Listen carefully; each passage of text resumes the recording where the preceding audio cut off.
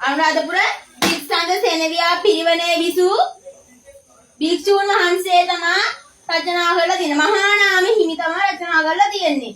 බුදුන් වහන්සේගේ ලංකාගමනයේ ඉඳලා මහසෙන් රාජ්‍ය සමය අවසානයේ තෙක් තොරතුරු මහා වංශයට ඇතුළත් වෙනවා. කිස්තු පූර්ව 5 වන හෝ 6 වන සියවසේ තමයි ඒක රචනා කරලා තියෙන නිදාගන්න බෑ උත්සවයක්. දැන් මේ මහා වංශය රචනා කරන්නේ ආభాසය ලබාගෙන තියෙනවා පොත් 3කින්. මොනවද පොත් 3? මොනවද පොත් 3?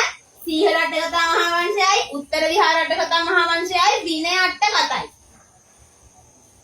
ඊට පස්සේ මේකේ අර්ථ විවරණය සඳහා ටීකාවක් සම්පාදනය කරලා තියෙන එකට හඳුන්වන්නේ වංශත්තප්පකාසිනී කියලා. අය කියනවා මහා වංශ ටීකාව කියලා. ඊළඟට පොඩි ධර්ම ග්‍රන්ථ ලෙස සලකන්න පුළුවන් මොනවාද? බෝධි වංශය, තූප වංශය, ධාතු වංශය, මහා වංශය. මහා වංශය නේ. සද්ධර්ම ලාංකාරය. සද්ධර්ම ලාංකාරය. සංදේශ කාව්‍ය මවුලේ කොටන්නයි. තමයි. ඒ සංදේශ කාව්‍ය, ප්‍රශස්ති කාව්‍ය, සටන් කාව්‍ය එක හරි. සාහිත්‍ය ඉතිහාසය ගොඩනැගීමට සාහිත්‍ය මූලාශ්‍ර යොදා ගැනීමේදී පහත් සඳහන් කරුණු වලට අවධානය යොමු කරන්න ඕනේ. මොනවද අවධානය යොමු කරන්න කරුණු? මොනවද? ගදයි.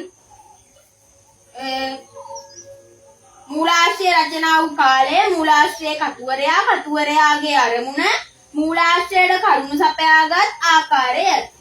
ඊට පස්සේ විදේශීය සාහිත්‍ය මූලාශ්‍ර ගත්තොත් ශ්‍රී ලංකාවේ දෙමළ ග්‍රන්ථ රසක් ලියලා රචනා කරලා තියෙනවා. මොනවද? සිලප්පාධිකාරම්, මණිමේකලෙයි, අදීරුපත්තු. සාහිත්‍ය තීන මූලාශ්‍රය. කාහියන් හිමි දේශාටන වාර්තාව, බෞද්ධ රාජධානි පිළිබඳ විස්තරය.